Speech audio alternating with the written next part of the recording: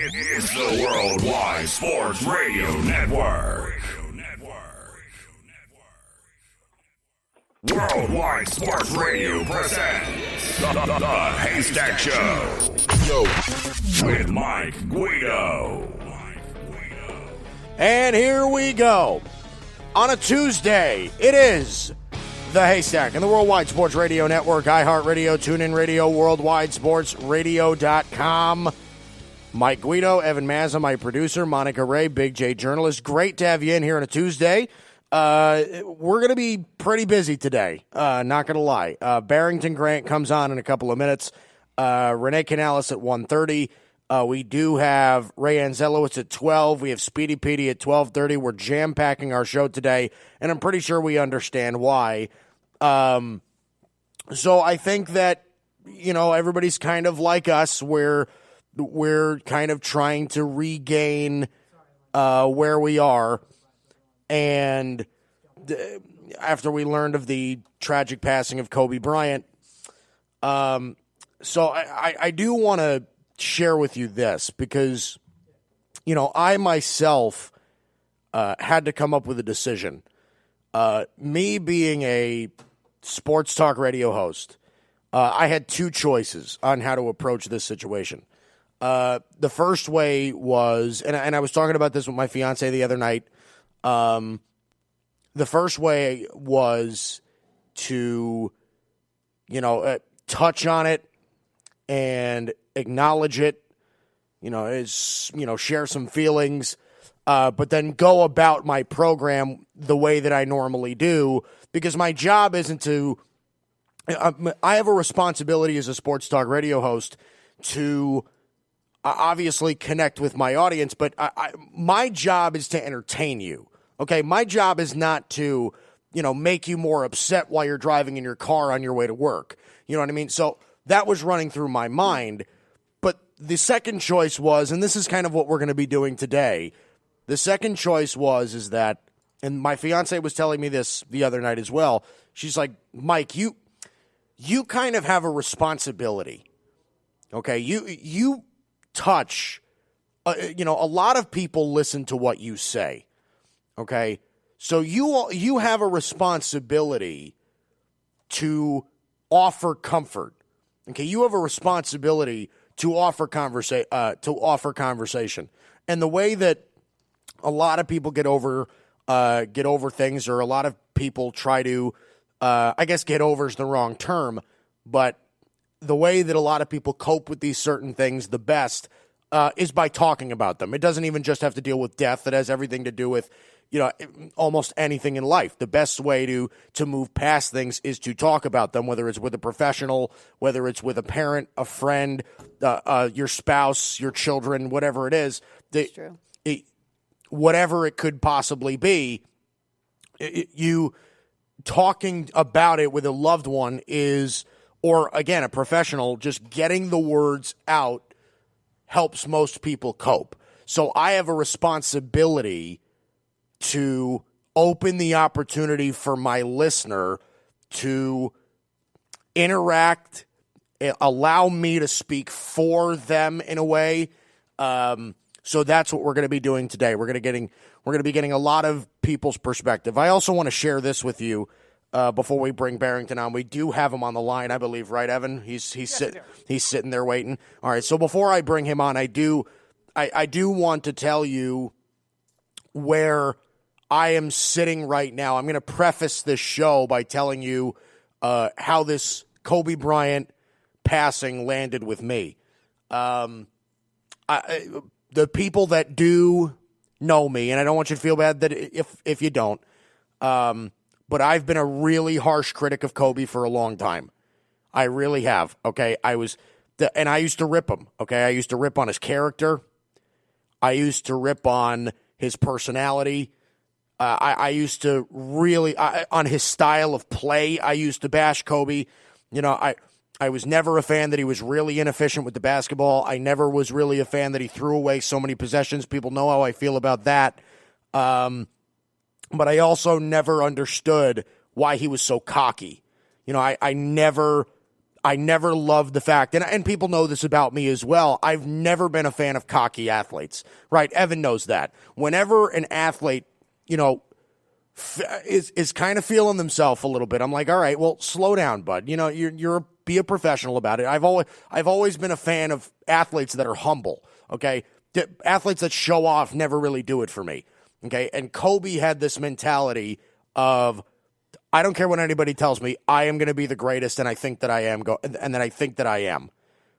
And that never sat well with me with Kobe. Okay, the fact that he didn't pass very much never sat well with me. So I used to be I was a really harsh critic of Kobe. But I'll say this: when I found out the news of Kobe's passing, I can admit to myself that I never really got it. And I admitted to myself that the first thing that I felt was guilt.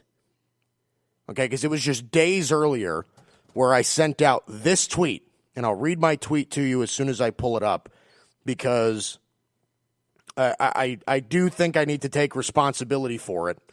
I sent out this tweet, and it was 4 days ago. Okay, it was a quoted tweet by The Score, and it was a quote from Gary Payton on the 03-04 Lakers. And Gary Payton said, "I still think if we could have stayed together, we could have won it. We could have won it all, but Kobe didn't want that. He wanted to prove he could win a championship without Shaq." And The Score posted a question that said, "Buy it?" And I said, 100% buy it. Kobe cared more about his individual legacy than the team's potential collective success. Never respected that mentality. It poisoned the sport. And I never, when he passed, I felt guilt. Okay, because again, I never felt like I got it. I never really fully understood what Kobe meant to people. When I found out, I was doing play-by-play for a high school basketball tournament in Queens. And it was Ray Anzelowitz's tournament. It was the Gotham Hoops Classic at Holy Cross High School. And I was doing it with my partner, Xavier Clyburn, and we found out together. I was in the middle of calling a play. I was in the middle of calling a game. And the guy who was sitting next to me is the guy operating the scoreboard. And he doesn't say it to me. He just says it in general. He's just like, whoa. He's like, Kobe Bryant just died in a helicopter crash. And I look over, and I'm in the middle of trying to call a play. And I look over, and I'm like, no. That's insane. That's crazy. So I start scrolling on my phone. I start scrolling on Twitter, and I don't see anything. So I'm thinking to myself, nah, he just fell for some, spam Twitter account or something like that, and he fell for some joke. And then I get a notification on my phone, and I see it's a tweet from Woj. And he says, "I can confirm it. Kobe's been killed in a helicopter crash." And I'm thinking to myself, oh, my God. He had an immortal feeling to him, and it just didn't feel real. It really didn't. And then later it comes out after a bunch of conflicting reports, but it does come out later that his 13-year-old daughter, Gianna, was also involved in the accident, was also killed. And that, again, it really, really struck me. I couldn't focus for the rest of the day. Okay, and I never expected it to hit me this hard, and it just did. And I was thinking to myself, because at the moment where I actually feel like I got it was I was doing a high school basketball tournament. How many of these high school players do you think were affected in any way by Kobe Bryant? How many of them were inspired in some way by Kobe Bryant? Okay, and these are high-level high school basketball players, okay? I was doing a game for Our Savior Lutheran, their national team, where Posh Alexander and Dylan Wusu were both going to St. John's, okay? Like, they have Maxa Madison who's going to Pittsburgh. It's just, these are high-level basketball players. I was broadcasting for Samuel Alamutu and Kellen Tynes, okay? I was doing games for Stephen Turner for South Bronx Prep. Aki Anderson of Center Moriches. I was doing. These are high level basketball players, and these kids idolized Kobe Bryant, and it was at that point where I feel like this guy meant more to the game and meant more to the youth of the sport than I ever even tried to realize. Okay, and again, this is the part where I have to take responsibility for my lapse in judgment on judging Kobe Bryant too early. I also believe in this as well. Kobe Bryant was a different guy over the course of his career than he was after. Okay, after his career, he just became so much more relatable as a person. Okay, and it was really public about it. Okay, he was a great father to 4 beautiful girls. Okay, he had a loving wife. Okay, he was a guy that never really gave up on things. Okay, him and Vanessa almost got divorced a number of years ago. And they tried again, they made it work, and they had 2 more beautiful children. And the last time we saw them together, they looked like they were never happier. You know, and I can't imagine the pain that family is going through right now, is including the 7 others, the Altabelli family as well, the Mauser family. I mean, you just got to keep in mind, this is not something that, this isn't something that's going to go away, for a while. Okay, this is going to sting for a long time. And with that, I do want to bring on my good buddy Barrington Grant, the most interesting sports conversation in sports media. Barrington Grant, U.S. Sports Pages. Barry, I know that usually when we have these conversations on the air, they are on a much lighter terms. They are on a much lighter note. And I know that texting you over the weekend, you were pretty broken up about this, bud. So tell me a good Kobe story about you growing up. You're a little older than me, and you were a much better basketball player than I was. So tell me about the inspiration that Kobe gave you, as I'm starting to get emotional myself.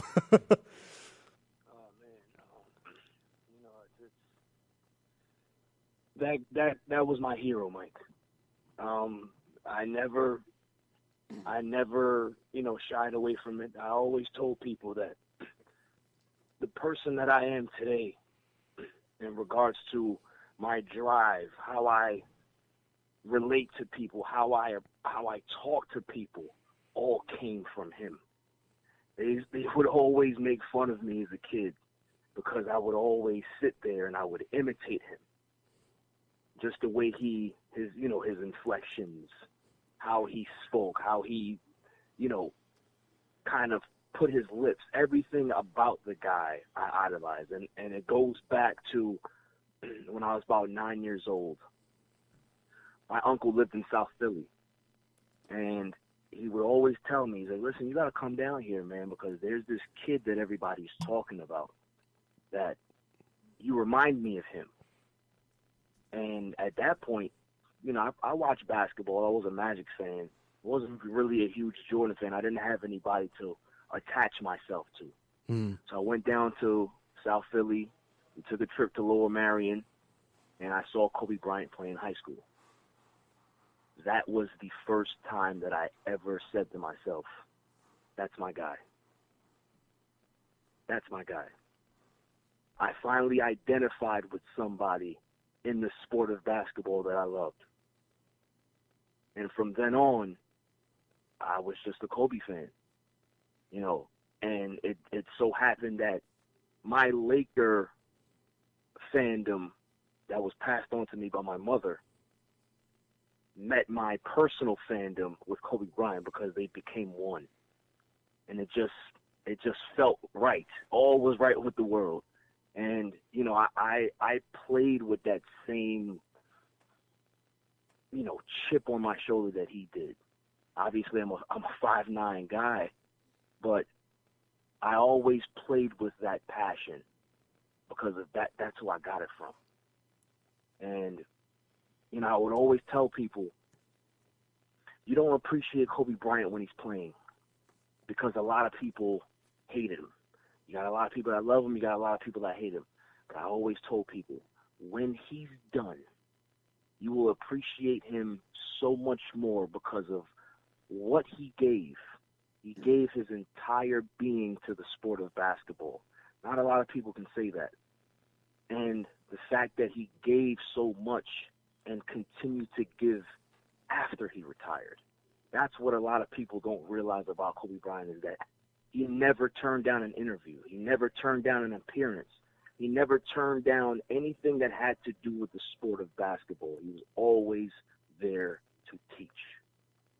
And that's what I grew fond of, because I saw it early on in how he spoke and how he went about business.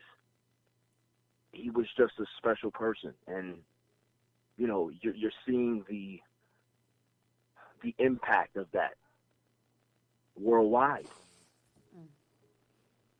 Yeah, he's definitely had a widespread impact. I want you to kind of expand on that a little bit more, Barry, because I think that I was talking to Duncan Smith earlier this weekend at length. He covers the Detroit Pistons for Forbes, and I was talking to him over the weekend, and I asked him, at what level comparatively do you look at the impact, not necessarily that Kobe had on the professional game, but the impact that he had on younger people, on inspiring basketball players to play like Kobe? What kind of generational impact do you see that he had on, obviously, people like you, obviously, people that are younger than you as well? To just speak on the impact that Kobe had with younger basketball players, including yourself as well. It's a Michael Jackson impact. It's that big. Kids growing up now, Jordan is so far removed from their minds that Kobe was the guy. Kobe was the guy. LeBron will be the guy, years later. I'm talking about, we're in another decade or so, he will be the guy. But Kobe made people want to play basketball because of the passion that he brought. And when he sat down and spoke to people, the love, the respect for the game, the knowledge of the game that he brought was so different than everybody else's because of his high intellect. He would make you understand the game a different way. And not a lot of athletes were doing that. Now, people used to call him, okay, he's aloof. He was just so focused on his craft. And it rings bells because when we are in our profession of choice, whatever career we go into, we don't care about how we're perceived when we're in it, because you're just working hard. You're working hard to be the best. You don't care about criticism. It's when you get older, you start to kind of want people to understand all the time and the work you've put in. When you're in it, you just focused on doing it, man. And that's what Kobe Bryant was. His love of the game was so great. His work ethic was so great that people just sat back and said, man, I wish I can do anything in my life half as great, just the effort-wise. Yeah. That's why people love him so much, is because Mamba mentality is not just about sports. It's about life. He taught us about life. He told us how to attack life. And that's why, in regards to my hero, man, there'll never be nobody like him. Ever. Ever. Yeah, it's hard to believe that, anybody would be, and you're absolutely right. I think that people appreciated Kobe more after he retired than they did during his playing career, because you're right. I mean, he was viewed primarily as the villain. And some people, in sports, sometimes you embrace the villain. But you're right. I mean, Kobe. Listen, I was a Cleveland Cavalier fan. I was a huge LeBron guy. So my big beef with Kobe was that people thought he was better than LeBron, and that was like that. Kobe and LeBron never really had a rivalry. In fact, they had a great relationship together. But I always got defensive when people said, "Oh, Kobe was better than LeBron," and that kind of rubbed me the wrong way because it was on top of that, plus the way that Kobe carried himself that I wasn't necessarily happy with. But I alluded to it earlier where I just, I feel like it's, and I'm kind of guilty for this. I feel like I just got it. You know what I mean? Like, it wasn't the fact that Kobe was selfish. It wasn't the fact that Kobe was, what's the word? He was, I guess, focused on his individual legacy. Okay, it was because of that drive. It was because of that work ethic. It was because of all of that that made him care so much about the collective success of his team. Okay, it made him, it was the drive that he played with that he was trying to portray out to other people. And again, I keep hearing stories from people because I didn't know him personally, and not a lot of people that I know did.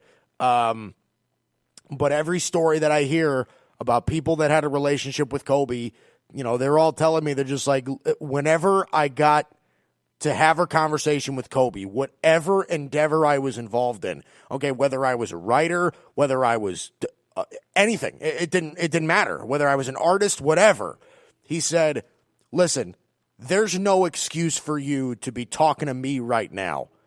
He had the mentality of, why aren't you writing? Why aren't you, why aren't you doing this? Why aren't you working at this? Okay, he'd always check up on you on the thing that you loved, because that same drive, he really did, because there are not a lot of people that could say that the advice that they give or some of the things that they say, they 100% believe it.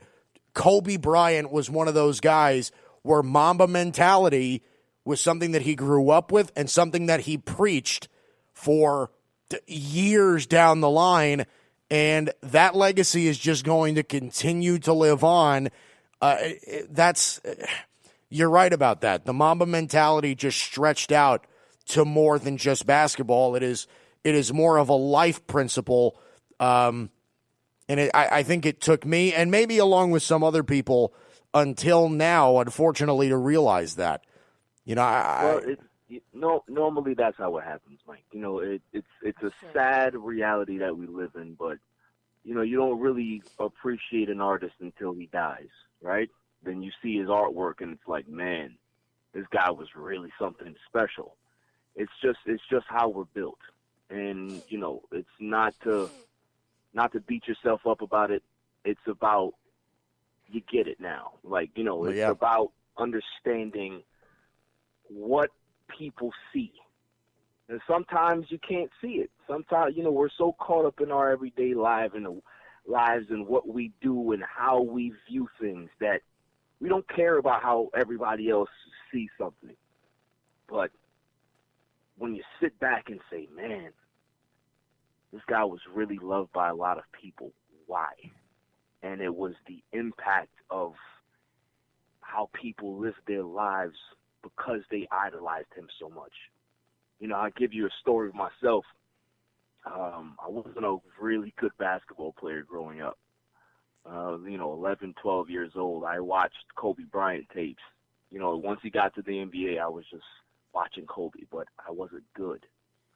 So finally made my CYO team, and it wasn't good. I shot this hook shot from the three-point line, getting double-teamed in the corner, and people laughed. Everybody laughed in the arena, right? And my coach kept me in, and I played really good. I thought I was playing really, really well. And that following Saturday, we had a game, I believe it was in the Bronx. Yeah. And the bus was supposed to leave at 8:30. I lived down the block, so it didn't take me more than 3 minutes to run to the bus. Right. So I might have got there like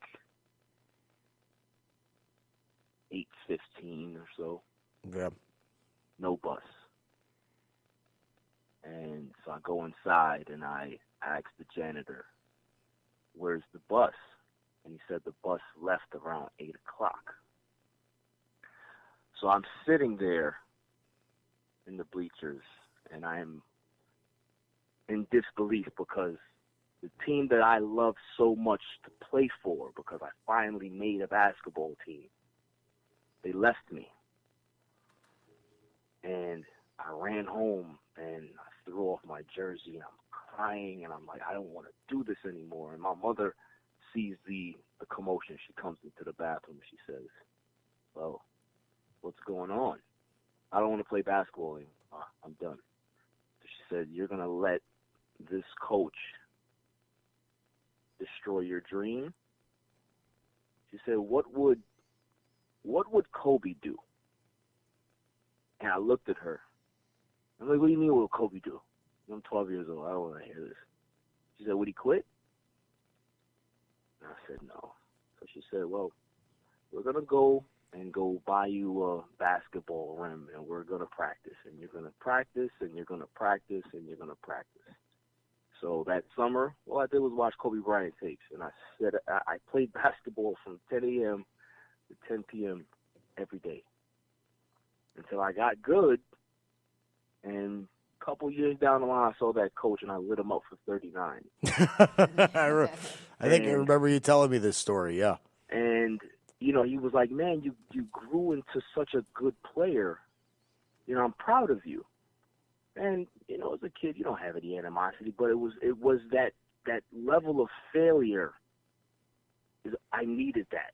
I needed that drive. And watching Kobe fail in the NBA, I needed that for myself to see. You know, the air balls against Utah, that he still took those shots. It didn't matter about the criticism. He felt comfortable failing, and he kept going. And this is what he taught a lot of people, that it doesn't matter what people say about you. It doesn't matter what adversity you're facing. Be confident in yourself. Be confident in the work that you put in, because at the end of the day, it pays off. Whew. You got me a little. Barrington Grant, U.S. Sports Pages. And I think I remember you telling me that story, Barry. And I always found it amazing. And, you know, now like I said, it's stories like yours that, you know, finally I think are, you know, having people, you know, like you said, they're finally getting it. You know what I mean? They get the impact on that Kobe had, and that all of this Kobe stuff was all meant for something. It was all meant for, you know, Kobe knew he was going to have this impact on people. You know, it was not this was not something that, you know, came out of nowhere. This was, Kobe was going for this, and he's absolutely getting it. So, Barrington Grant, I appreciate you sharing the stories, man. And again, we'll talk a little bit more, but I hope that healing comes for you a little bit sooner rather than later. I love you, my friend, and I'll talk to you soon. All right, man. I love you too, Mike. I'll take it easy. All right, Barrington Grant, U.S. All right. Bye. All right, Evan. All right, Barrington Grant, U.S. Sports Pages. You know, he's one of the guys in my life that idolized him the most. And coming up next, we'll get Ray Anzelowitz, the president of Gotham Hoops, our inside NBA man. He'll share some stories. He was at the event with me when we found out, and we'll get his stories next. And with that, we'll take a timeout. Again, using today's show on a Tuesday to remember Kobe Bryant, share some stories, get some people's perspectives around the passing of Kobe Bryant and the life that he led and the way he impacted them. So we'll be back after this. You're listening to the Worldwide Sports Radio Network. You're listening to the Haystack Show on the Worldwide Sports Radio Network. Great to have you back. Haystack, Worldwide Sports Radio Network. Mike, Evan, Monica here on a Tuesday. Again, primary focus of today's show. It's going to be pretty much the entire focus of today's show. Yeah. Reflecting on the loss, the life, and the legacy of Kobe Bryant. I know it was a lot yesterday. I needed yesterday to rest a little bit. Ray knows this. After doing, I'd probably say, like 14 or 15 hours worth of play-by-play, Ray? Is that right? Give or take a few, but sounds all right. Ray Anzelowitz, the president of Gotham Hoops. We have the pleasure of him joining us right now. You were running the event that was going on Sunday, where high school athletes were trying to get exposure. They were trying to get themselves into collegiate programs, and we found out the news. We took a moment of silence, and it felt like the focus of the day really shifted after that, didn't it, Ray? 100%. It was certainly surreal to be in a gym among basketball enthusiasts in the basketball community to find out that one of the greatest to ever play the game has left way too soon, and of course can't forget about his 13-year-old daughter who had the rest of her life ahead of her that seemed to have that same sort of passion for the game that her dad did, and then lastly just thoughts and prayers to the remaining to the other 7 victims and their families. But yeah, it was a tough day just to get through. But truthfully, I'd much rather would have been in a gym among those that valued Kobe the same way I did than just sitting at home and watching it all unfold on television. Yeah, it was. I'll be honest with you, I couldn't agree more, and it was. I opened the show with this, Ray, when I was telling the audience how I found out the guy who was. I was in the middle of calling a play. I was in the middle of calling a game, and the guy who was sitting next to me was operating the scoreboard. And he says I'm wearing headphones, and the microphone picks up his voice, and he says, "Whoa, Kobe Bryant just died in a helicopter crash." And I'm thinking to myself, "There's no way that that's possible." So I go on Twitter and I'm looking for stuff, and I can't find anything. So I'm thinking to myself, he found for some spam account's crude joke, like he fell for some thing. And then I get a notification on my phone just a few minutes later, and it's a tweet from Woj, and he says, "I can confirm it. Kobe Bryant's been killed in a helicopter crash." And I'm thinking to myself, I'm like, oh, my God. I'm like, this is so surreal. And I'm looking at, because I've been a really harsh critic of Kobe over the course of my life, as a broadcaster. And I feel like I never really got it. Because the first thing I thought of was, how many of these kids in this gym were impacted in any way or inspired by the way Kobe Bryant carried himself and by the way he played the game? And I never took that into account when over the course of his career. I was always really harsh on him for his personality, for his character, for the way he carried himself. I always found him to be cocky, a little pompous. I didn't like how he would throw away possessions. I didn't love the way that he was inefficient. I thought his style of play was flawed. And I felt like I never really got Kobe. But now it feels like I got it. Could you go a little bit deeper? Because you deal with student athletes, whether they're collegiate or whether they're high school athletes, on a yearly basis, pretty in depth. And you actually develop some personal relationships with some of them. Could you tell me about the impact that Kobe Bryant has had on the youth of basketball and on their lives? Absolutely. Just to start with, Kobe Bryant is and forever will be what Michael Jordan was to Kobe's generation. And so I'm just trying to get all my thoughts together. But yeah. What I'm trying to say is Kobe was that guy for an entire generation, as is LeBron for this next generation coming up, and rightfully so. And I think not only could you tell how hard people took it in the gym on Sunday, but just to scan across the NBA games that were going on, and I know you and I, just because we were busy doing our own thing, we couldn't see it live, but just following the news afterwards. I mean, you could tell that guys were just distraught. And I mean, Kyrie Irving, who has had a relationship with Kobe for a number of years, and whose bond goes deeper than basketball, couldn't play. And I know I read that other NBA players were unable, or maybe would have preferred not to play.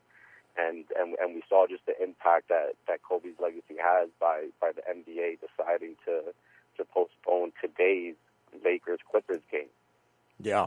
So that just goes to show you just the impact that Kobe Bryant has had on not just a generation, as I mentioned, but really an entire game. And just to take this one step further, he is an international icon because of his influence. I mean, spent time growing up in Italy when his dad was a pro there after his NBA career. He speaks multiple languages. He has a passion or an interest in soccer, international football, and last thought just right now is one of my favorite moments of this year's basketball season was it must have been Mavs Lakers, but I know the Mavs are certainly playing, and I don't know if you caught this, but Luka was inbounding the ball on the sideline, and someone had said something to him from courtside, and he looked over his shoulder, like what the heck was just said and who said it, and it was Kobe Bryant apparently trash talking Luka in Slovenian. It was all out of good fun, but Luka couldn't grasp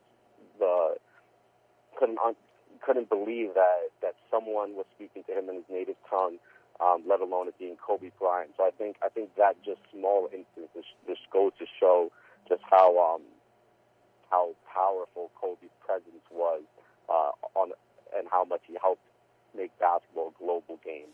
Yeah, I mean, he's made, and this is your tournament. Especially the one that happens in January, which is the one that just happened this weekend, the Classic, is a lot of high school players that play for, a lot of prep schools. They come from all over, and there's a lot of international players. We had a player from Lithuania this year. There were multiple players from Europe.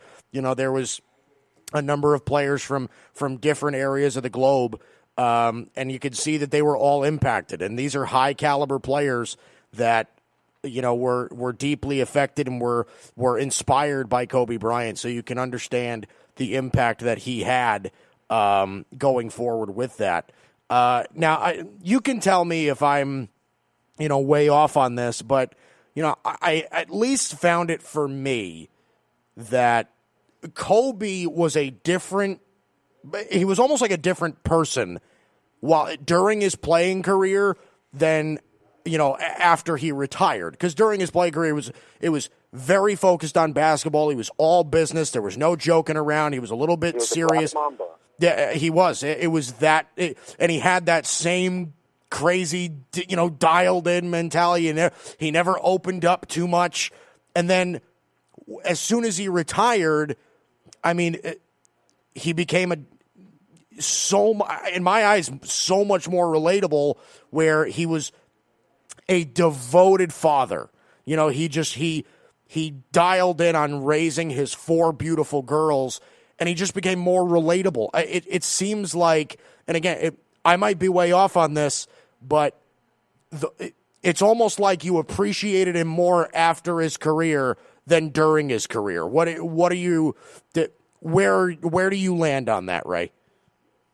I understand what you're saying, and I think you really hit the nail on the head by mentioning that he became more relatable, because before his retirement in 2016, and all we knew of Kobe Bryant for the 20 years that he was in the NBA was of him just as bad as an NBA player and one of the best to do it at that.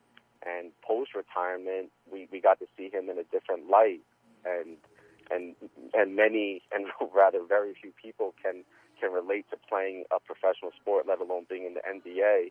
But there's millions of people that can relate to being a father, or even a parent at that. And just to take it, go in a different direction for a moment, what really stood out about Kobe to me was how his work ethic translated from on to off the court, as far as his entrepreneurship and his interest in investing and being a business mogul. And there's a great interview that may have been on CNBC, but someone had asked him, in 20 years from now, do you want to be remembered more as a basketball player or as a businessman? And his answer was as a businessman. And just to kind of tie it all together, he was heavily involved and had a prime stake in Body Armor. And as you know, Body Armor Sports Drink has been a great sponsor of Gotham Hoops events, even dating back to our first one in 2014. And although that didn't mean that I necessarily got to connect with Kobe, it was just, and I never had the chance to meet him. It was nice to know that we had some sort of connection through a company, and it's just, and even in the gym on Sunday or for the whole weekend, we had Body Armor products going around from the players to the audience, and we had banners up there. So in some sort of way, we had Kobe in the gym with us because of his off the court ventures. Yeah, it's unbelievable, and Body Armor does sponsor a lot of these events. So I actually never thought of it that way. That there was at least some sort of connection through that and through basketball with Kobe Bryant. Now, a couple more things before I let you go, Ray. The first thing is, talk about your own story. What effect did Kobe Bryant have on your life? Do you have a Kobe story that you could share with the audience? Maybe not. Obviously you say you never got to meet him, and I'm sure most people didn't. But you have a Kobe story that might be able to share with the audience. How did Kobe inspire you? I'll start by just mentioning that he was the player that I looked up to most growing up. He was wide number 8, was my favorite number and still is. He's wide, and I got to make sure no one gets a hold of my phone after I say this, but MJ and Kobe's numbers are and have been and forever will be the passcode to my phone. And just his impact on the game has really, and his work ethic has really inspired me to continue to grind and strive for everything I'm going for, even though it's not on the court as a budding professional athlete. But in a way, if I can help players reach their goals of becoming the next Kobe Bryant, then I feel like I'm doing my job, and a lot of that comes from Kobe's work ethic. And I don't necessarily have too great of a story, but I just remember when I was maybe 9, 10 years old, going to a Knicks game and sitting in the nosebleeds with my grandpa and watching the Lakers. And even though they looked like ants and Shaq looked like the biggest ant out there, watching Kobe put up, I think it was either like 45 or 46 points. It was just a memory, even at that age, that I'll never forget. And just being fortunate to follow his career. And just lastly, just tying it all together, I was too young to appreciate MJ in his glory days. I was a little bit older when LeBron got into the league, but Kobe was that guy to me, and that's kind of how I started this whole. Just talking with you was just mentioning the fact that Kobe really led a generation, and whether it's the fact that every time somebody crumples up a piece of paper and shoots it in the garbage, they yell and shout Kobe. I mean, it's just something. It is something like that that he'll always and forever have an impact on the game. And just lastly, I mean, I'm not too big of a reader, unfortunately. I need to be better. But one of the last books I read was called Showboat: The Life of Kobe Bryant by Ronald Lazenby, and it's a biography about Kobe, and it was just a terrific read, and it shared a lot of insight to his life, both on and off the court, that maybe the general public may not know, and it's just it's hard to even say it's ironic, but it's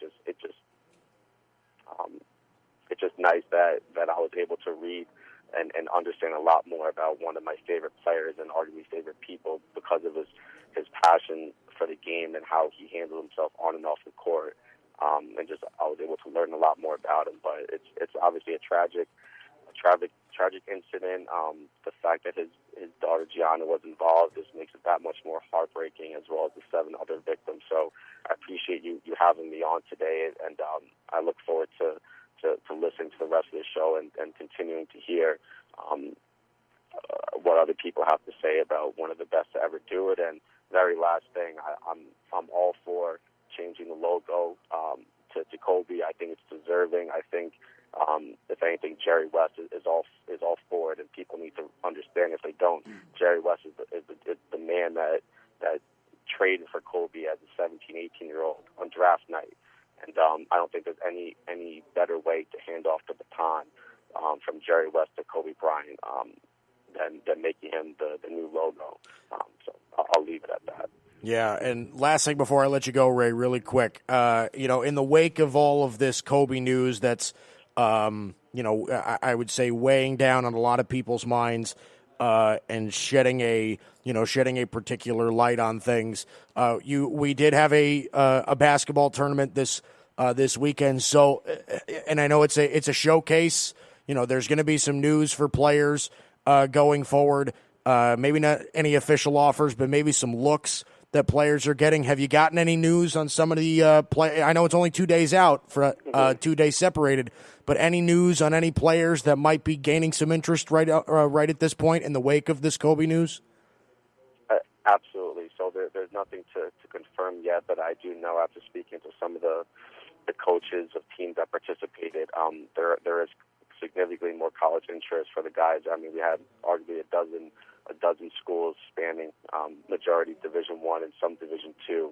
And I mean, for instance, we had a school travel all the way from California to recruit a player that they already offered, which to us is just the same as a coach finding out about a new player and offering him on the spot. So I'll be sure to keep you posted. I'm sure I'll be on sometime soon, and hopefully I'll have some more updates. But I also want to take this time to thank you and acknowledge you for all of your great work and support this past weekend. I wouldn't have anyone else on the play-by-play other than you. So I'm grateful to have you involved with the event, and despite the horrific news of Sunday's incident, I'm glad that we were able to be in the gym together on a day like that.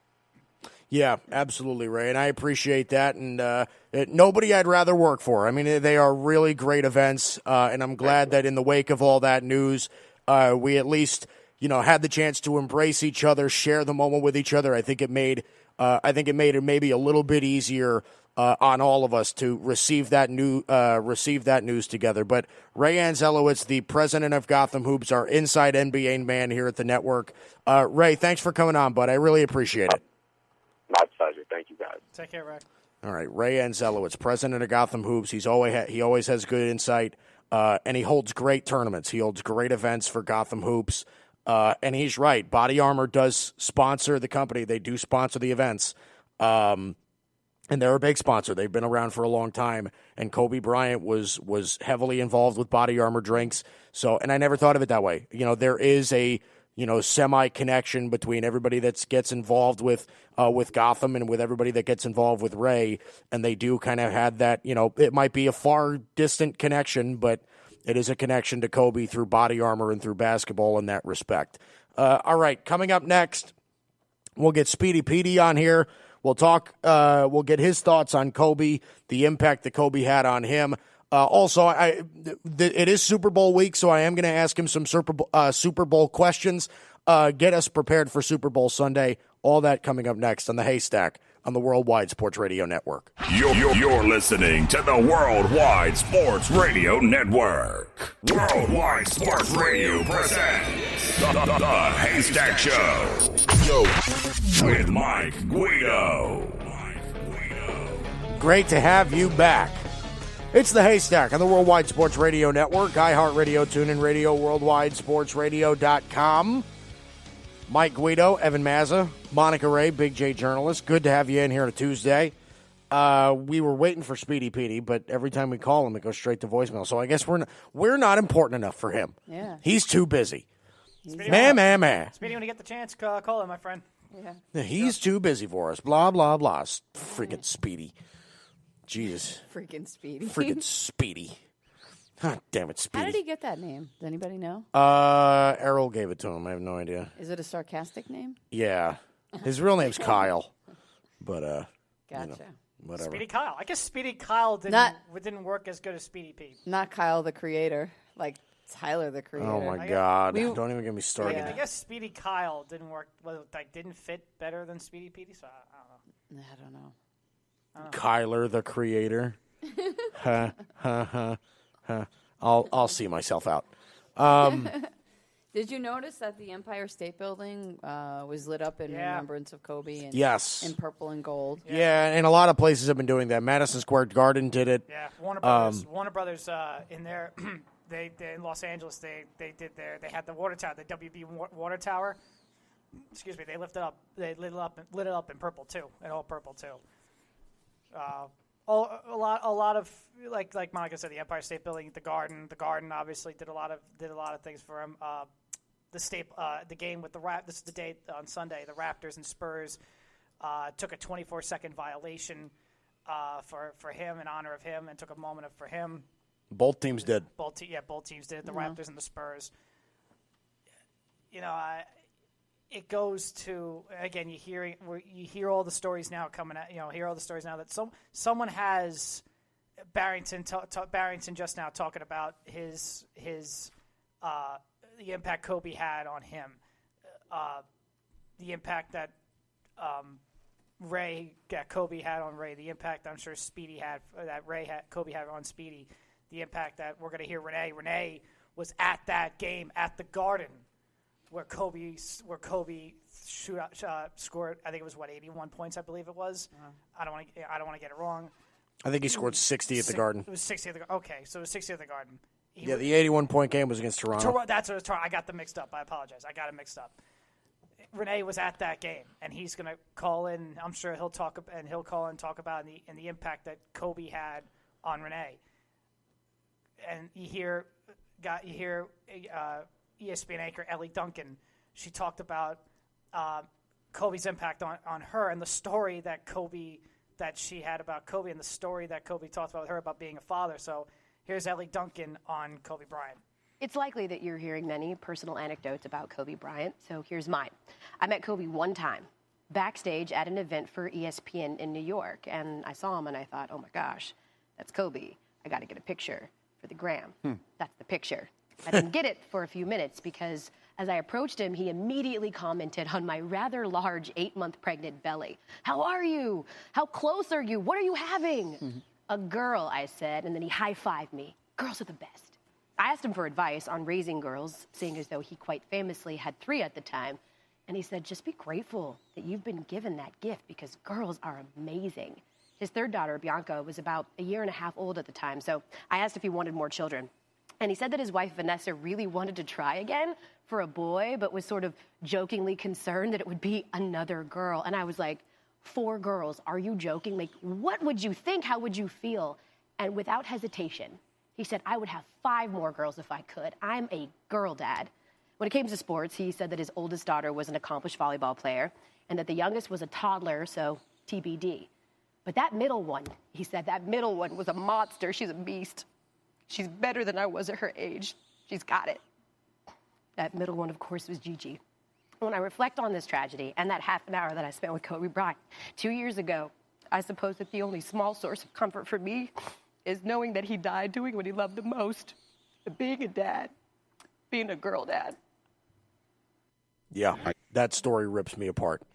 It absolutely rips me apart. And you know, I've always been a fan of Elle Duncan's. I think she's done a really great job for ESPN hosting SportsCenter and doing the things that she does over there. a very, very talented, female anchor. And that story rips me apart. It absolutely does, because it is 100% true. You know, if there is any comfort that anybody can find, it's exactly that. He died doing what he loved, and that was, you know, being with his girl, being with his little girl. And it's just it literally. And I was never the biggest Kobe fan. I never was. Okay, and people know that. I used to go on this network. Okay, I used to host a show. I used to host Homestretch with Tyler Harrison, and Tyler is the biggest Kobe fan I know. Him and Barrington are the two biggest Kobe fans I know. Okay, and I love them both to death. But I used to get into screaming matches with Tyler with the Kobe LeBron debate. And I used to rip Kobe so hard. I really did. I was never the biggest Kobe fan. I was never a Kobe guy. But, God, I mean, this literally, it shreds me. It just does. I mean, just the, you know, the optics of the situation. Okay, if you just think about it, right? Okay, he was a 41-year-old guy who had 4 daughters. Okay, he was married. He's been married for 19 years. Okay, like, if you think about it like that, I mean, he wasn't just the, you know, all-time great basketball player that he is. This is, you know, this people say this all the time, and I hate to sound cliche. Okay, this is much less a basketball story than it is a story about families. Kobe was a megastar. He wasn't just an athlete superstar. He was a megastar. He was a celebrity, as you would say. He was a megastar. He was.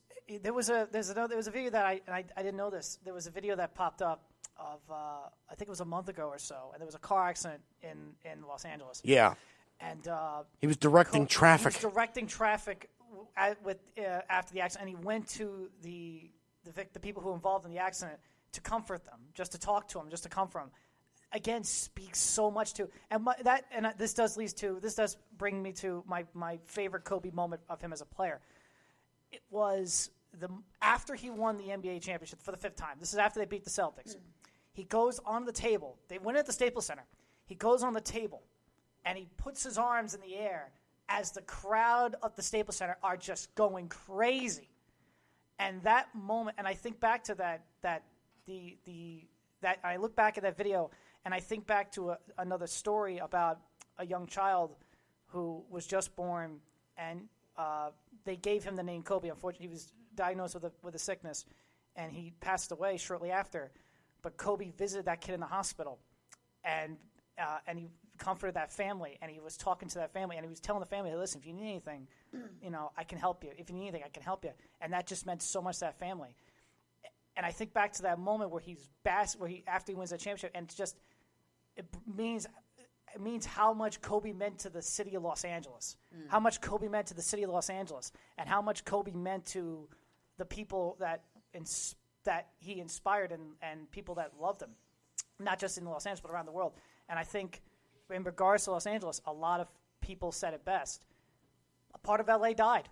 Kobe and Sonny. A part of LA died that day. Well, think about it like this too, Ev, because he was Los Angeles. Well, yeah. I mean, think about it like this too. I mean, there was and he was born in Philadelphia. He grew up in Italy, and you went to Lower Merion, right outside of Philly, and they loved him too. I just saw something on Instagram, and it was some guy brought a garbage can to the Staples Center, and he taped a sign to the garbage can and brought a bunch of scrap pieces of paper. He put a sign on the garbage can. He said, "You know what to do." Right. I mean, that's just Kobe. That's like, even if it's just that small, right? It's those tiny little things, right? Whether it's because it evolved. It went from Kobe to, it used to say Kobe throwing stuff into a garbage can. You jumped on a table whenever you play beer pong or whatever it is. Yeah, Kobe, you know what I mean? It's just. And there was yes, I think it was yesterday, it was yesterday. Someone put the sign in New York City, Bryant Park, wrote Kobe Bryant Park. in New York City. Oh, yeah. There was a sign. Yeah, I there think was- right in the subway. Yeah, tunnel, they right in the subway attached tunnel, the- they- attached Kobe Bryant Park. They You know? put it on And I'll Kobe tell you- Bryant Park. And what I love was, and I know this, and it's a time to mourn, but it's also a time to remember and laugh and think of the good times that you had with someone, right? It's what happens a lot all the time when we lose someone special. And for Kobe's family and friends and the Altabelli family and friends, and the victims who unfortunately lost their lives, the Chester family, the Zarabaran family, they will look back and mourn, and hopefully think and remember of the good times. And Spike Lee called into SportsCenter that day on Sunday, and he was speaking of all these great funny stories that he was talking with Kobe, just having a laugh, right? And I think that's such a great thing to cope with, to think about the great times you had with someone and to laugh. Absolutely. And to just think and to just laugh, right? It's part of the coping process, and it's part of the mourning. But it's great to just look back and laugh and think of that's why I love Spike Lee's interview with ESPN on Sunday, just laughing and think of the good times he had with him at Gianna, and all that. I think this Super Bowl week is this Sunday, right? Super Bowl is this Sunday. The Super Bowl now is second. The Super Bowl it's like is a- now Yeah, how after- crazy is that? The Super Right. Bowl yesterday, the NFL yesterday, the players just got to Miami, or some of them were getting to Miami. Yeah, And they were media talking- day was yesterday. Media day was yesterday, and they're talking again. What's the question? Talking about Kobe, the impact. So again, this is basketball, this is football, baseball. Mike Trout's tweeting about him. Hockey, soccer players, the impact that Kobe had on every generation of athlete or every generation of human, or anybody, not just an athlete, but anybody. Yeah, I mean, if you think about it, right? I mean, It's incredible. It is absolutely amazing. I grew up. I'm not an NBA fan if not for Kobe Bryant. Kobe and Shaq. That was the duo for me. 98, 99, 2000. Growing up, finally getting in. Growing up as a kid, 4, 5, 6 years old, getting into sports. Basketball was Kobe and Shaq for me. yeah. I playing basketball with my friends, trying to be Kobe. Playing NBA video games. I was the Lakers. Why? Because I wanted to shoot the lights out with Kobe. Right. My brother. I texted my brother Jake, and we were talking about it and talking about Kobe's legacy. Right. And he said, part of my childhood's gone. Right? And that's the case Right. for a lot of us. No, it is. A part of our childhood grew up with Kobe and grew up with the number 8 and grew up with the number 24. Part of it's gone. And I didn't have a Kobe jersey, but my brother did. My brother Jake had a Kobe jersey, and he wore it all the time. He had a Laker shoes. He had Los Angeles Lakers hat. Had a Kobe jersey. I wore a Lakers shirt yesterday. I did the best that I could. I have a Lakers shirt with LeBron's name on the back, but that was the best I could do. Like I don't have a Kobe shirt. I don't have a Kobe jersey. I don't You have anything probably like couldn't that. get But one now I anyway. wore Lakers in honor of Kobe, even though LeBron's name was on the back. But I did the best I could. I was trying to honor Kobe the best way I can. So I wore a black Lakers shirt with LeBron's name on the back. Like I said, if it was Kobe's, I would have had it as Kobe's name on the back. But I don't know. we'll see about that. I also want to bring this up also because, when we're thinking about sports radio, right?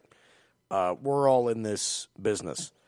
And one of the things that they tell you in sports radio is that when you're developing a topic, right, you formulate a list of topics and you design those topics based on your opinions, based on your thoughts, right? There's multiple ways that you can go about it. You have your strong opinions and then you have to defend them, right? That's the number one rule in sports radio is that have strong opinions, defend those opinions, and formulate them enough where they're easy to follow and where they make sense, right? Come up with an interesting angle on a story. So, this is one of those occasions, right, where there is no angle, okay? And we keep hearing, everybody, if you're wondering, everybody's asking the same questions. The impact of Kobe Bryant on your life. What do you remember most about him? What is your Kobe story? That's the angle. That's everybody's angle is that, and it should be that, right? It should be the, tell us what Kobe meant to you, okay? The impact that Kobe had on everybody, on the game, on everything, right? That's the angle. There is nothing else, okay? There is no anything. Nobody cares right now about the details of the crash, okay?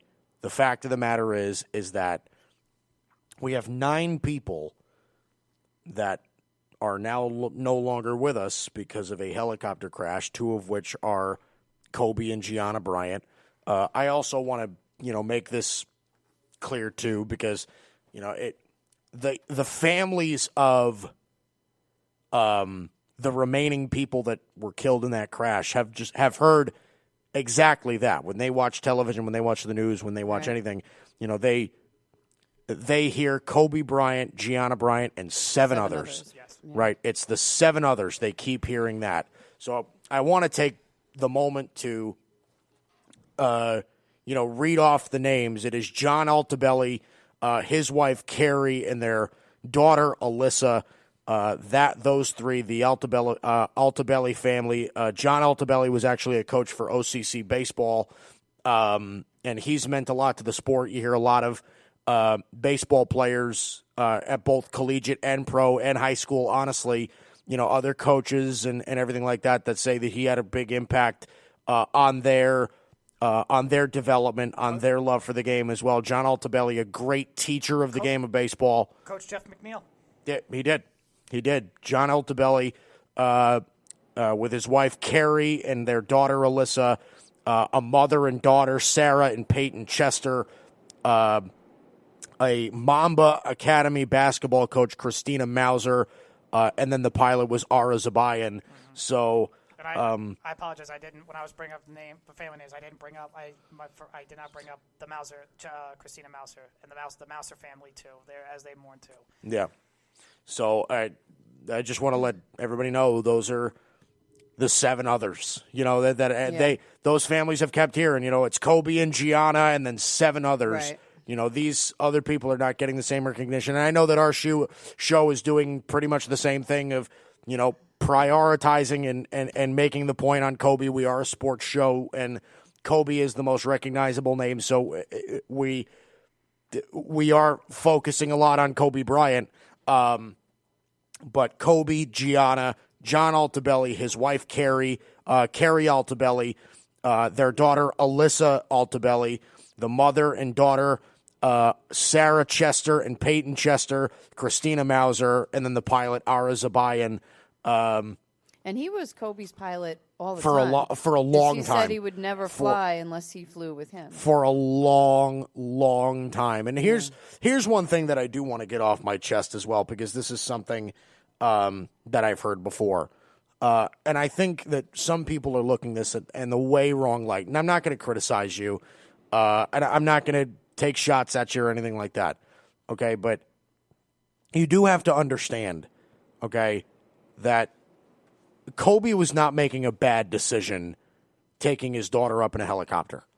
Okay, they were not making a bad decision. That's the way he traveled all the time. That's the way Kobe traveled his entire life. I mean, ever since he became a basketball player, ever since he started to have a family, okay, I think that, if I'm not mistaken, Evan, the interview in which he explained why he took helicopters all the time, I believe that was with A-Rod and with Dan Katz, right? When he was getting interviewed on the Corp, right? I think it was wasn't it also with Kimmel or Fallon too?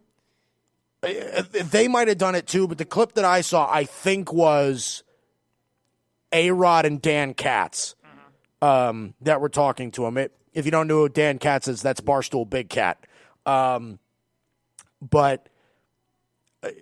he was explaining to himself, he was like, well, the reason I looked into helicopters is because I live in L.A., so the LA traffic is horrendous. He's like, if I'm trying to, pick up my girls from school, or they have a dance recital, or they have a game, or something along those lines, he's like, I don't, if I'm coming from practice or something like that, I don't want to miss out. I don't want to miss out. I'm literally going to get caught up in traffic. I'm going to be late. He's like sitting in traffic. He's like, oh my God, like I can't move. Like there's literally nothing I could do but be late. Yeah. And he said, so that's when I looked into helicopters because I didn't want to give up the time I was putting into basketball, but I didn't want to miss out on any family time. You know what I mean? He's like, you got to understand, I'm a basketball player.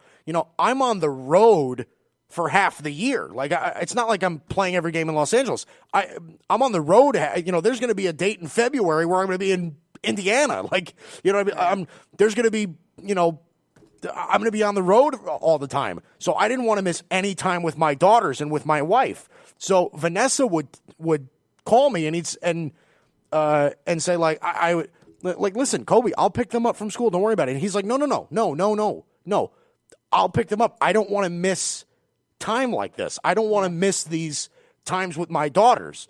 And he's like, that's why I looked into helicopters. 15 minutes up, 15 minutes down, and I'm there. You know what I mean? It made all the sense in the world. And people got to understand, too, as tragic as helicopter crashes are and as airplane crashes are and as scary as they are, because they are really, really petrifying as far as that's concerned, right? Yeah. Air travel by far is the safest way to travel statistically. Yep. Like, if you look at it's not even close. Like, it is like, it's something like hundreds of times safer or thousands of times safer to go through the air, helicopter, airplane, than to drive. Like, it is so by far the safest way to travel. Right. So this was not this was just a, I did read that really unfortunate happen. It really just was terrible. I did read that he and his wife made a pact that they would never fly on a helicopter together in case something happened. So, and I don't know if you've heard this before, but I've had, friends and I've traveled with my entire immediate family, and people will say, let's take different planes in case a plane goes down or something happens. That way it doesn't wipe out the whole family. I'm like, wow. I've actually never heard of anybody that's done that. That's had that mentality. Or like every time I've traveled to a wedding or something, everybody's going, the whole family's going to this destination wedding, and they would all take different flights. So, because the whole family would be wiped out on the plane. And even though, even then, the likelihood is just not, right. Statistically, yes. I mean, like what are the odds a plane goes down? It's like 1 in, I don't even know. Millions. Like, it is not likely at all. Right. There's only like a handful of planes that go down every year or something along those lines. Yeah. And helicopters almost never crash. Like, you almost never hear of a helicopter getting, unless it's going unfortunately down. Unless it's shot down. A war, yeah. Exactly. That's my thing is, which it doesn't look like it was the case here. I wouldn't imagine why it would be, but there's still a lot of mystery surrounding that. And there's it's one of those things where who knows if you're ever going to figure it out. And guess what? It doesn't change the outcome of the accident. Unfortunately, all these people are still gone. I'm not, like I said, I'm not sure that, people are going to be focused on that now. I think as some time goes by, maybe some questions will get raised. And right. I don't think helicopters have black boxes like planes, but I don't know. I don't know. I heard that, the pilot radioed in to say there was fog and he was flying lower, and they called him, the transmission tower or air tower called him back and said, we can't see you on the radar anymore. You're too low. You need to come up. And with that, he started going up. But maybe when he started going up, he was in the hill. I don't know. Yeah, what I heard is that it was he was starting low. Yeah. It was a rapid ascension up. Yeah. And then it was immediately followed by the rapid descent down.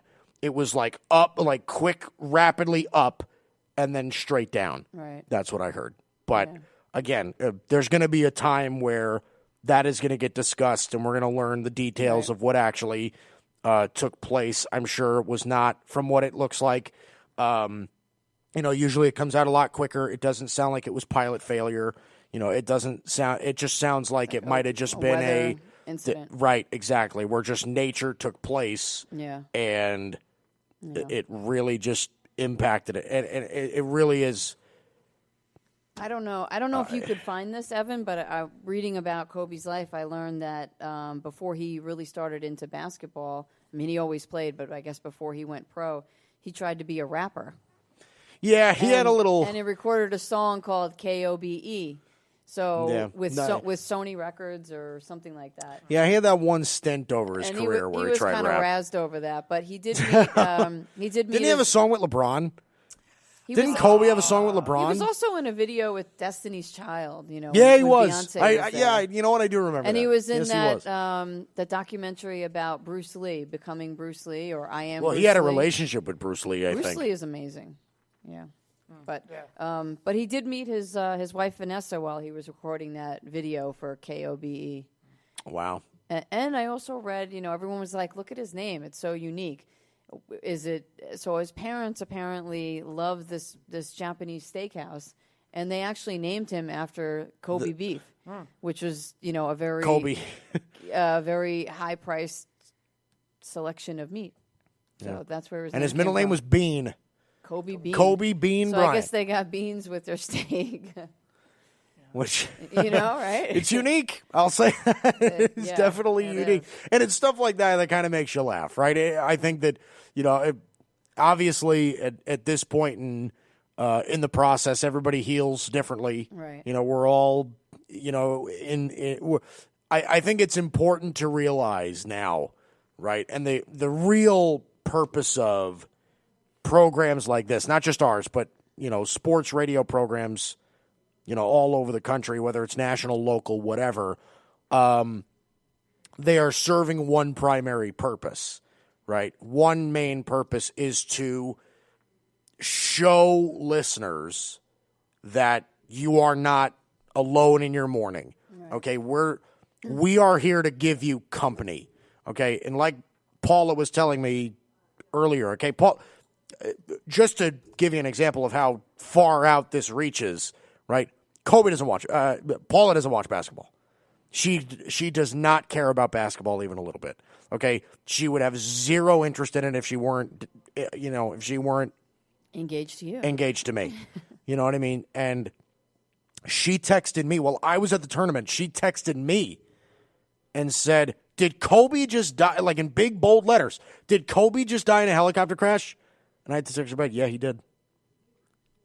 And she was telling me this morning. She said, I have not been impacted by a celebrity or athlete death ever in my life more than Kobe. She's like, this hit me hard. And she does not watch basketball. She doesn't even like basketball. Okay? She says the screeching on the floor with the shoes bothers her too much. The chick, chick, chick, chick, chick, chick. Yeah, she don't like it. She does not like it. I mean, it's sad, and it's extra sad that his daughter was there, and all these young girls, they were going to her basketball game. It's terrible. I mean, I think we were talking about it earlier on break too. It just makes you think like life is short, people. Jay Williams. I think back to Jay Williams on Sunday on ESPN. Jay Williams cursed on air, and I know that isn't really the big part of that story, but it just shows the emotion and just the lack of, he's like, I know I cursed, I'm sorry, but I mean, there were just things that were more important. But the point of his conversation was, the point of his interview was this. Yeah.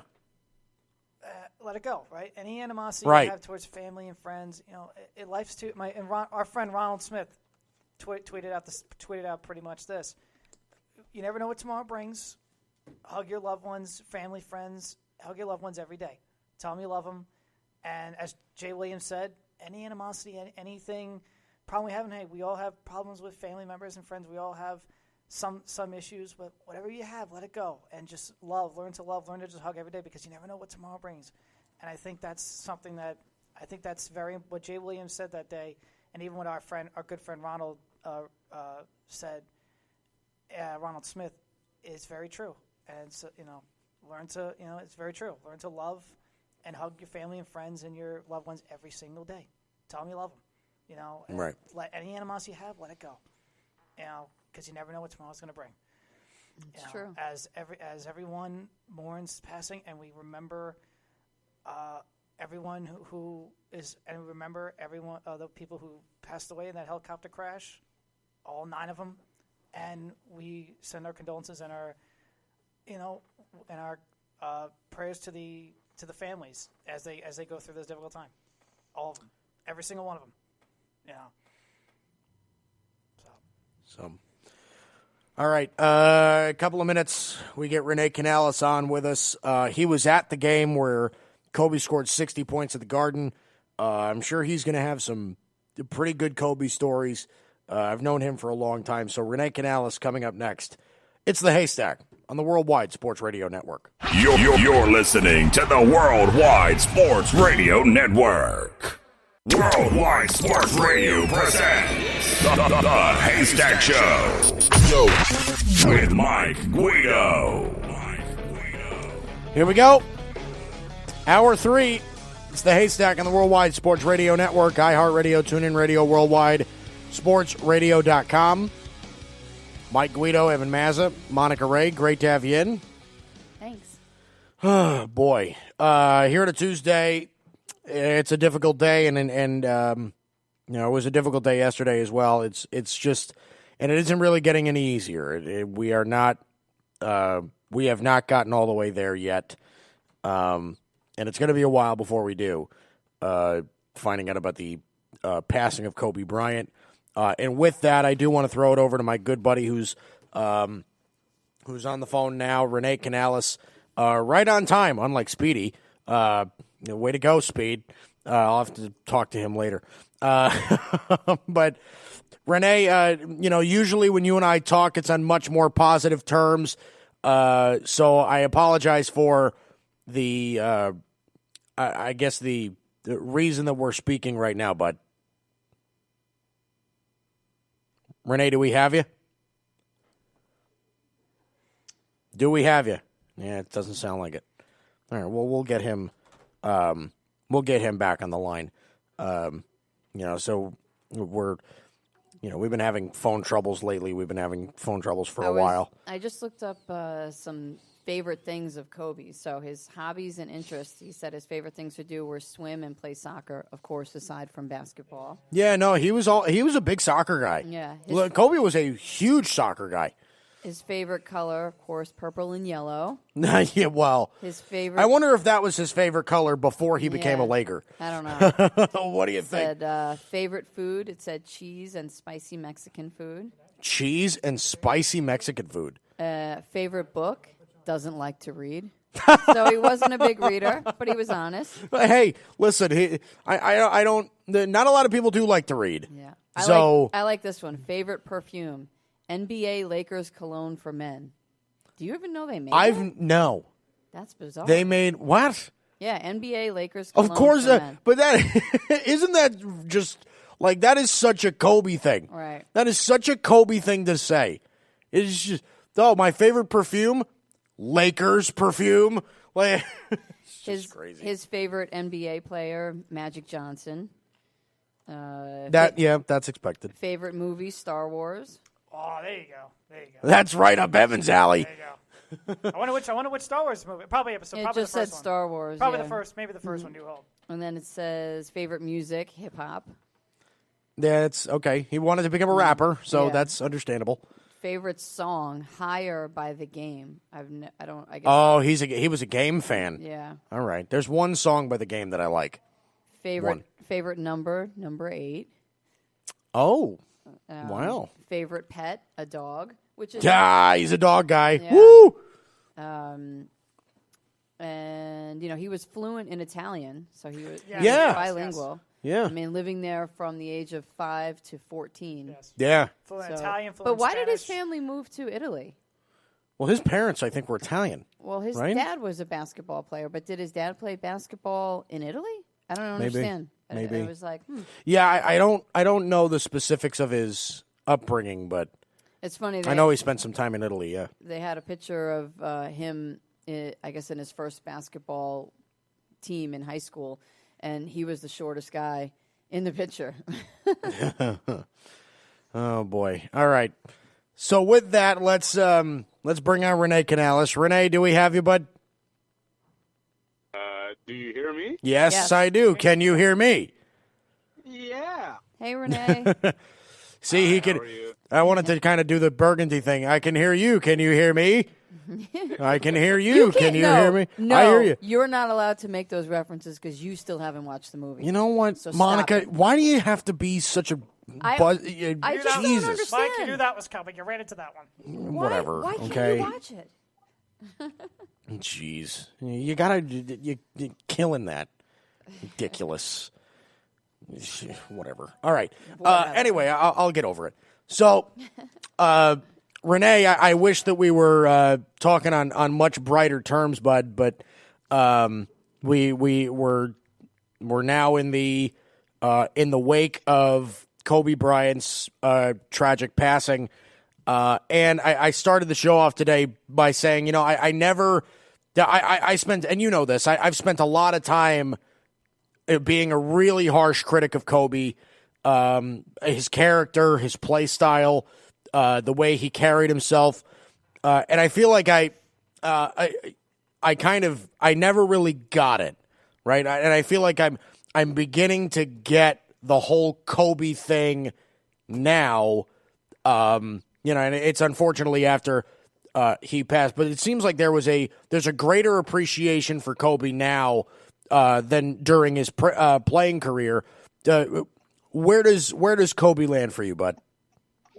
I mean, Kobe is definitely, you know, a top 10 player. Obviously, the top 5. There's a lot of people that are, you know, crammed up at the top of that list. But Kobe Bryant's one of those players that he just, especially for our age group, you know, in our 20s and 30s, he transcended the game to a different level. You know, we were at the tail end of Michael Jordan's career, and we didn't really get to see him in his prime, but we got to see Kobe in his prime. And Kobe was a dog, man. You know, he was just that type of guy, and he changed the game for a lot of people. And I was just doing my show, and you know, I was sitting there just thinking to myself, like, you know, we watched Kobe and everything that he meant, and we sort of took advantage of it. You know, we didn't appreciate what Kobe was until his lasting moments. You know, we were the ones that, you know, we shot a paper ball into a garbage can, and you know, and at the same time we yelled at Kobe. You know, like, you know, that's just who Kobe was. He changed the game for a lot of people. He made it mean something to a lot of people, and he inspired an entire generation to pick up a basketball and want to play it for a living. So, I mean, just look at the impact that he had on these kids in the NBA now, like Luka and Trae Young and Devin Booker. You know, you see how distraught they were. That's just who Kobe was, man. And, you know, it's sad, and it's unfortunate, the fact that, you know, he was taken away at such a young age, and his daughter as well. But we also have to remember that there were others, that there were 7 other people on board of that, you know, helicopter as well, and it wasn't fair, you know, to anybody. Yeah, it really is it's a terrible story, and you know, a lot of people view this as the part that really hits home with them, is that it wasn't just Kobe, it was also his 13-year-old daughter Gigi, who I'll say this, the American public had become a lot more, I don't want to say close to, but they become a lot more acclimated to her as well, since she started spending a lot more time with her dad. You know, she's got really serious into basketball, and you see them sitting courtside at a game, and she's asking questions, and Kobe's answering them. I mean, Kobe as a father, I think, is the thing that made us relate to Kobe most, right? I feel like there was a bigger respect for Kobe post-career than during his career. I felt like he just became so much more relatable, and that's part of the reason why, you know, this is hitting so hard, because people didn't just view him at this point as a basketball player. They viewed him as a dad, you know, as a dad of 4 beautiful girls, you know, a husband of 19 years to Vanessa, where they've had their ups and downs. They almost got divorced years ago, but tried again, and then had two more children. I mean, like I said, I think that Kobe's, the respect for Kobe and the relatability to Kobe came even post career. And what you said before, I think was you hit the proverbial nail on the head. The way that he impacted players. I mean, the way that I found out is I was doing play-by-play for a tournament in Queens, a high school basketball tournament in Queens, and I found out because the guy doing the scoreboard right next to me said, oh my God, Kobe just died in a plane in a helicopter crash, and I was thinking to myself, I'm like, how many of these kids that are playing right now were affected or inspired by Kobe Bryant? And you could tell that, listen, they were putting their work in, they were doing their thing, doing what they had to do during the game. But then after the game was over, then the emotions started to pour out. You could just see how many kids were affected by Kobe. So let me ask you this, Renee. How can you quantify, or is it possible to quantify, the effect that Kobe had, not really on the game of basketball itself, but on the game's youth, on people and on aspiring basketball players? I mean, I don't, that question is different for everybody, because everybody approaches it differently. I mean, if you're the type of person that approaches the game the way Kobe did, then, it means a lot more to you. Like he, like I said, he was a dog, right? He was the type of person that he didn't care who was in front of him. He attacked you. You could have been a brother to him, but on the court, you were an enemy, and he was going to go after you no matter what. So if you look at it from that perspective, or just, his work ethic, or this, everything, to everybody, it means something different. To me, I was saying that, Kobe, his lasting legacy is more of a teacher type of thing. Like, he taught us how to work hard. He taught us that never take no for an answer. He taught us that no matter what anybody says, whether negative or positive, you use that to the best of your ability to help yourself grow. And secondly, he taught us, how to be a person. The way, at the end, obviously, of his career, and, after his basketball career, he became more of a father figure to everybody else than anything. Seeing him raise his daughter, seeing him with Gianna at basketball games, at her AAU tournaments, and doing everything that a father is supposed to do. That's what sort of, stays in my mind the most. That's what sort of strikes me, that he was starting this second chapter of his life, and we're not able to see the outcome of it, because who knows if that girl would have been a transcendent superstar just like her dad was. Right. She wanted to be in the WNBA. She wanted to go play at UConn. She wanted to do all these things. And Kobe even said it. She's the heir to my legacy. And, unfortunately, and it's so sad and it breaks your heart, we're not going to be able to see that. But maybe this was the way that it was supposed to end. You never know. That's just how life works sometimes. And right now we're all broken about it. We're all heartbroken. We're all sad. We're all emotional, but we should always remember Kobe for who he was on the court and off the court. On the court, he was one of the best players to ever grace the basketball court. He was an animal. He was one of the greatest scorers ever. And outside of the court, off the court, he looked like he was an amazing dad. He raised his daughters. He was always there for his daughters, no matter what it was, and for his wife as well, and his family.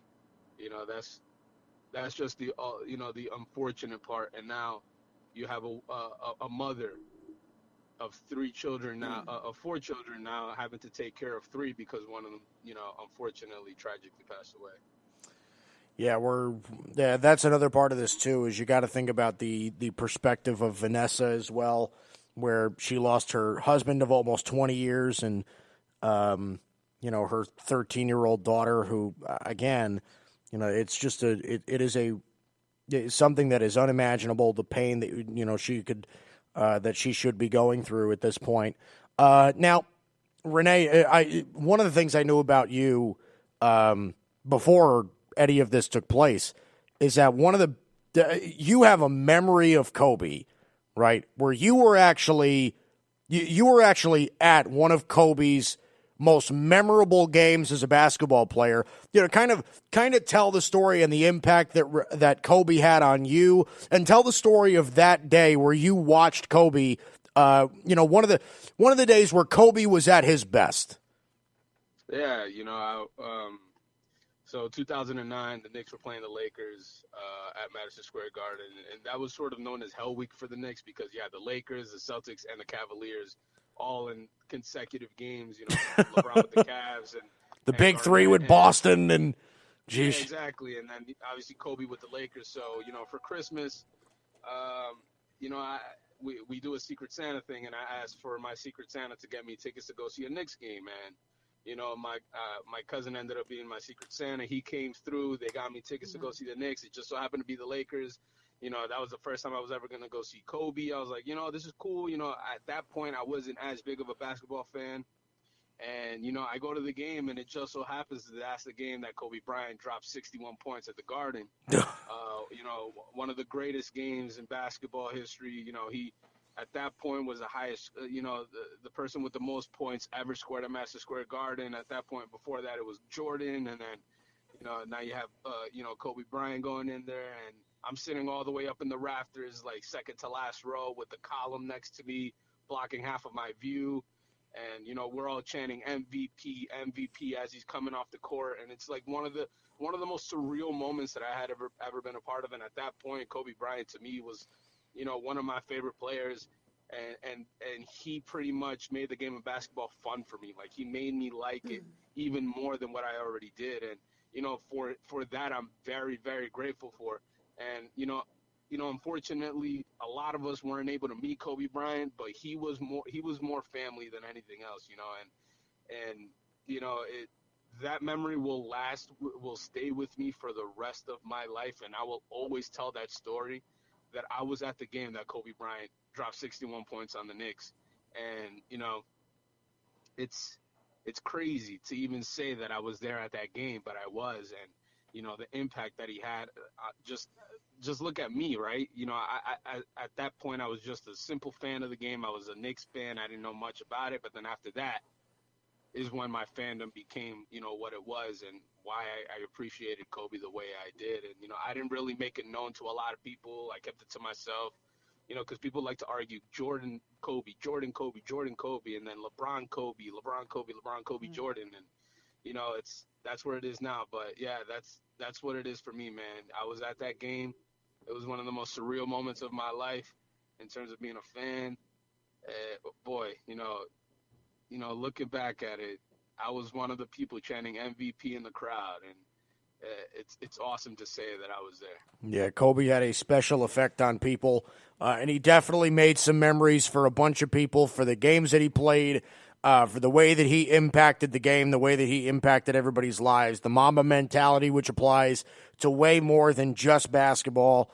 I mean, the way Kobe was able to impact people's lives. And again, Kobe was one of those players, right, Renee, where when Kobe played and it was cool, right? Kobe had a really cool style of play. He was graceful. He was smooth. He was fun to watch. You know what I mean? Kobe looked like a superstar basketball player, and that everybody found that cool. You agree? Yeah, 100%. He made basketball cool. He did. Like Jordan and the Bulls made it cool, but then Kobe, he sort of added another element to it, a little more swag to it. And, him, driving to the lane with the tongue out, and stuff like that, or, his fadeaway jumper. It was all cool to you, right? And, I mean, that's going to be missed, his charisma, the way he was, the way he attacked things. It was all cool. It was all fun. And, we won't be able to see that anymore unless, we're watching highlight tapes or videos or anything like that. I mean, to me, right, with everything that's going on and everybody's talking, the one thing I remember was when Kobe dropped 60 in his final game, right? You have Shaq telling him, drop 50, right? And then, Shaq goes out there and says, not only did he drop 50, the MFer went out there and dropped 60, to prove everybody wrong, just to outdo everybody, that's who Kobe was, man. He was the type of person that you tell him to go do something, he'll do you one time better, he'll do you better. It's right. It's so sad, man. It really is sad to say that we're living in a world in which Kobe Bryant was tragically taken away from us. Right. We, like I said, while he was alive, we, as a society, as fans of basketball, as fans of the NBA, we really didn't appreciate him the way he needed to be appreciated. And now, unfortunately, with his passing, we're starting to begin that process. And I mean, too little, too late, but that's the only way that we can remember him, That's right. All right, Renee Canales, I really do appreciate the time, my friend. I love you. And I hope that the healing comes, sooner rather than later with this. I know that this is hard, but it's always great talking to you, bud. Thanks. Absolutely, brother. Love you too. And once again, rest in peace to the other 7 souls that were on that helicopter as well. They're just as important as Kobe Bryant and Gianna Bryant, Absolutely, 100%. Renee, thanks for the time, brother. Brother, I really appreciate it. Take care, Renee. Bye. Later. All right. So, I want to, before we go, I do want to bring this up. I am not a guy that is going to push any religious beliefs on anybody. I'm not a guy that normally does that. But there are 2 things that I do want to bring up that I think are important for people to realize in this situation. It is I am a firm believer in, that everything happens for a reason. I'm a firm believer in that. Okay. And even in the most tragic of cases, I do believe that they happen for a reason. Okay. I do believe that, that destiny is a given thing. And I do believe that, Kobe and Gianna, as horrible as it does sound, were meant, their destiny was painted, in this moment. They were, this was something that was on the clock, and you got to understand that, the reason I do believe this is because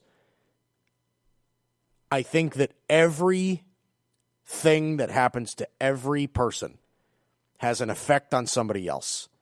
And I think that a lesson is to be learned in every single facet for every tragedy, every heartbreak, everything. Okay, the reason I believe it, and here's really where I'll go with this. I'll share a personal story. My father, his dad passed away when my dad was 15. And he was then put, my dad played baseball, and he was put on a team with my uncle who was, who they're still close with now. He's not related to me, but he's my Uncle Rob. And they're best friends. He got put on a team with them. They grew up together. And that's really where their friendship really started to grow, and they got real close. Now, after my dad graduated from college and years went by, my dad and Rob went to a bar. And they would go to this bar all the time because they had beach volleyball courts in the back. And they used to play beach volleyball all the time over there. And the winner of those would get, I think, free shots or something along those lines. I could be telling the story wrong. Uh-oh. Shots. That's right. The bartender at that bar was my mother. And they started seeing each other and got married, and here I am. Here you are. So, again, I always draw the parallel to, I would not be here talking to you today if my grandfather on my dad's side didn't pass away when he did. So there is a reason I believe that. And I think that like I said, even if it is supposed to affect one person that you never hear of, okay, or if it's you that it is supposed to affect, right? If it's supposed to open your eyes to something, like when Kobe and Gianna pass away, it opens your eyes to something in life, okay? Their death was meant for you to learn that lesson, okay? And I also want to bring this up to you as well. Second thing about this is Kobe and Gianna and everybody on that plane, everybody on that helicopter, it is not, they didn't just pass away. They are moving on from life to life. They are not moving from life to death. They are moving from life to new life. Okay? This is, and it's going to be a pain-free, stress-free life for everybody on that helicopter. Okay? For Kobe and Gianna, who did so much good for the world, they are going to a much sweeter, a much less Earth-like world. They're going to a much more. They're going to a much better place than where they are now, than where they were. I'll say that. Okay, they are not moving from life to death. They are moving from life to new life. And I think hopefully that brings certain people comfort. Here's the thing about everybody that was killed on that plane. I keep saying plane, helicopter. Is that none of them are going to be forgotten. Okay, this is going to go down as one of the most devastating tragedies in history. Okay, Chris Broussard brought this up yesterday when I was listening to the radio. He said, this is the first time an NBA MVP has died in the prime of his life. Okay, the only two other MVPs that have died in the NBA were Wilt Chamberlain and Moses Malone, and they were both in their 60s when they died. It was, I don't mean for this to come off the wrong way, but it was more realistic. They both died from heart conditions, and something like this happened to Kobe Bryant, and it affected everybody. Okay, so this is going to hit a little harder. This is going to hit pretty hard now that Kobe is gone, but Kobe is at the same time still here. He is not gone. Okay, I already told Evan. I said every time I flip my water bottle and it lands, I'm gonna yell Kobe. Okay, because these are the kind of things that allow us to not forget. So with that being said, I do want to send out prayers on behalf of myself, Monica, Evan, and everybody here at Worldwide Sports Radio Network. I do want to send out my prayers to all of those families and to everybody that was affected. I love you all, and I really hope the healing process comes sooner rather than later. Again, the 9 people that were killed in the crash, and I do want to say everybody's name. It is Kobe Bryant, Gianna Bryant, John Altobelli, Carrie Altobelli, Alyssa Altobelli, Sarah Chester, Peyton Chester, Christina Mauser, and Ara Zabayan. All will be missed. They are all blessed. They are all going from life to new life, and I think all of us should find comfort in that. We'll miss them, but let that be the part that you mourn over, is that the fact that you'll miss them, not that the fact that they're going to be gone forever, because they're not. Okay, I think people should find comfort in that. And with that said, Monica Ray, our Big J journalist, Evan Mazza, my producer, I'm Mike Guido. This is the Haystack and the Worldwide Sports Radio Network. Again, I love you all. Rest in peace to those 9. We'll be back tomorrow. We'll see you. You're listening to the Worldwide Sports Radio Network.